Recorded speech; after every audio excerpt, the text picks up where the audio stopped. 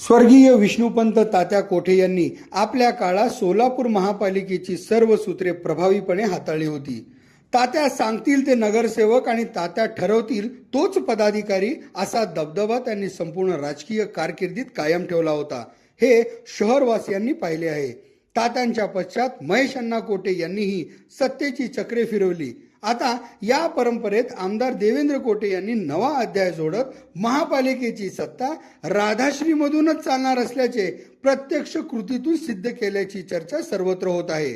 अवघ्या 1-2 वर्षाच्या भाजपातील असलेल्या अनुभवाच्या जोरावर तसेच पक्षातील 2 दिग्गज देशमुखांची उपस्थिती, एकनिष्ठ कार्यकर्त्यांची आंदोलने, नवा जुना भाजप कार्यकर्ता असा वाद, घराणेशाहीचा आरोप या सर्वांवर मात करत दादांनी आपल्या स्वकीयांना समर्थकांना भाजपात आणले, पक्षाचे तिकीट दिले आणि विजयीही केले आणि पक्षाच्या विजयास ऐतिहासिक स्वरूप प्राप्त करून दिल्याने नाराज गट ही शांत झाल्याचे चित्र आहे.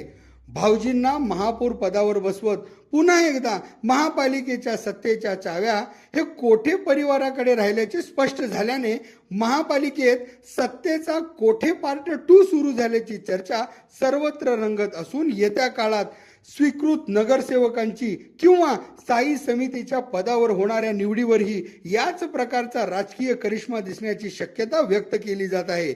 याविषयी तुमचे मत काय आम्हाला जरूर कळवा.